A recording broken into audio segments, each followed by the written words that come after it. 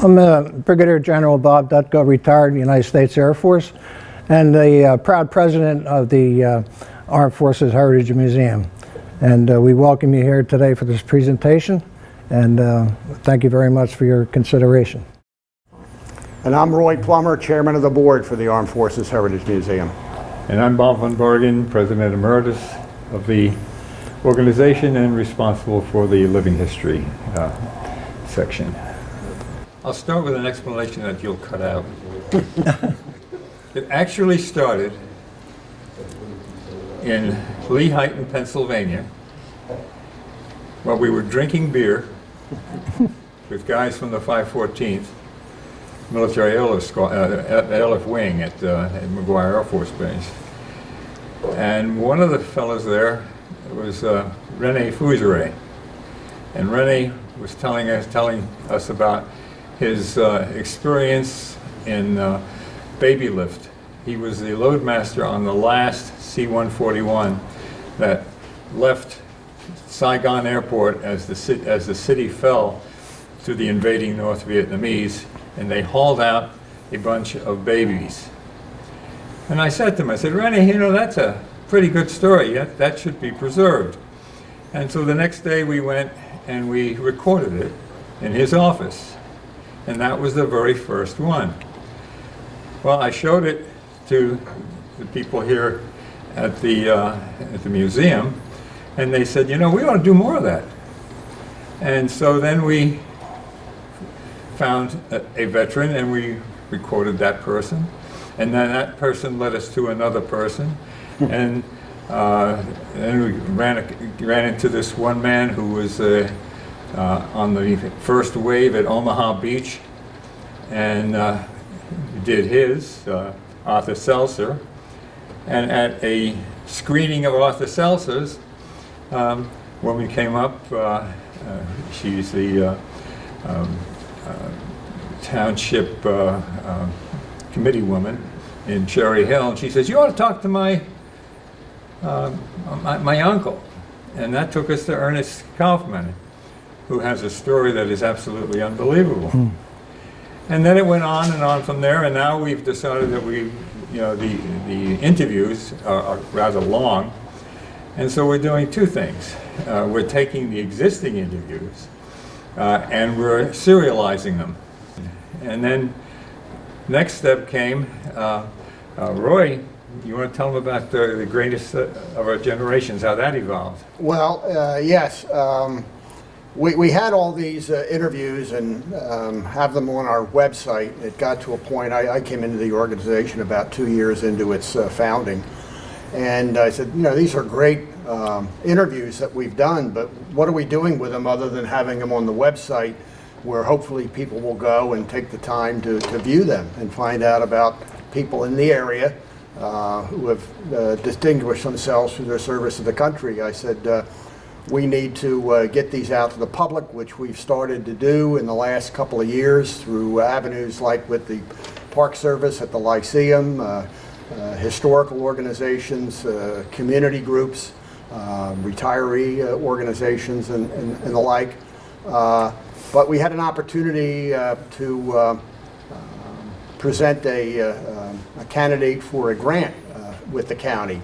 And I said, you know, it would be good if we would compile some of these into a singular greatest generations documentary that would be a compilation of these people who have, as I said, distinguished themselves, and make that as a singular documentary that we could also share with the public. And that's in the process. We're focusing initially on those who have contributed in World War II. We're going to go beyond that to Korean War, the Vietnam War, and some of the modern day conflicts. We have an agreement with the Burlington County Library to premiere this Greatest Generation documentary video next spring, hopefully when the restrictions are more lifted and public presentations are more available in and throughout the county. So stay tuned for that. We have a trailer that introduces the Greatest Generation video to the public that we will be sending out there and informing people of what we've done here and with the formal release, as they say, hopefully in the spring of next year.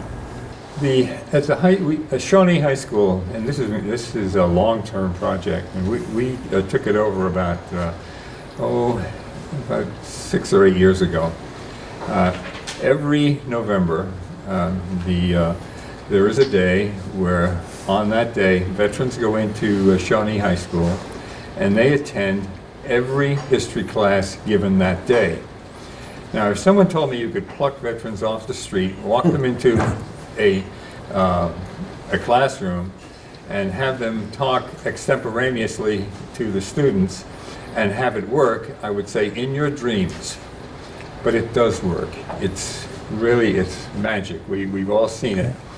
And as a result, from the Shawnee experience, we have, again, we picked up new stories, new members, and it's a really interesting exchange because the students get to see and to learn about history through the experiences of people who actually lived it.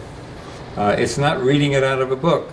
You know, when Arthur Seltzer would tell you that, hey, I jumped in the water and I went to the bottom at Omaha Beach and lost all my equipment, made my way onto the shore and kept the radio that called in the destroyers that blew out the hill that where the Nazis were shooting at them.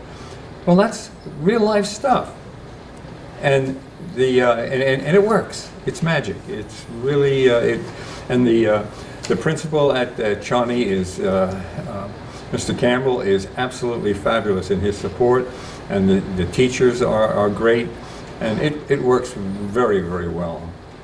The feedback is most positive, and they want more. And we are looking at expanding this program. We have one of our members who is active, is a retired Air Force Lieutenant Colonel, lives up in Hunterdon County near Flemington, and he has gained the support of the superintendent of schools in Hunterdon County.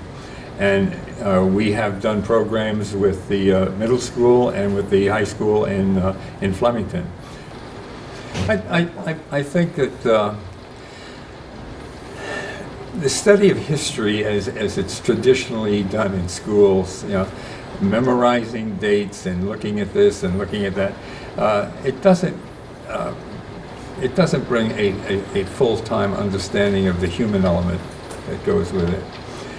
And I think the biggest thing that I want people to come away with is that here are men and women who answered the call to the nation and made terrific sacrifices. And history impacts lives, family lives.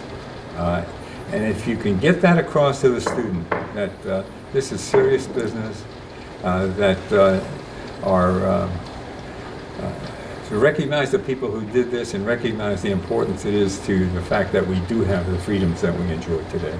Yeah. It's been fantastic, actually. People like to hear stories, and when we go out, we've been to the Mansfield Museum, Lyceum, and Ernest Kaufman was our star. When he went out, we would show his video, and then Ernest would stand there for an hour and answer questions. He had total recall back to 1930, and this man was 99 years old. He was fantastic. And the people just sat there, and we even had young children there that were mesmerized by what this gentleman, the story he told.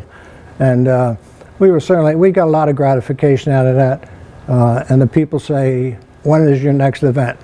Well, we've been kind of dead in the water with COVID-19, but we're looking forward to next year. We've got a great program going.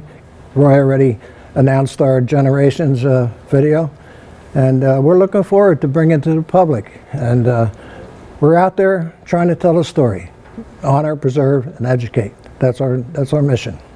So we're looking forward to 2021. We're going to clear out this virus somehow and get back to business. And if you know of any good veterans stories or veterans who have experiences, please let us know.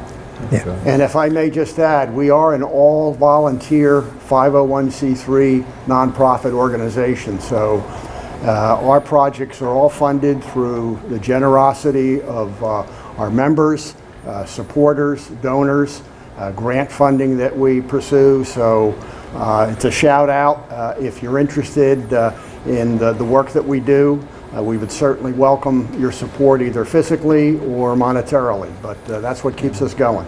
Yeah.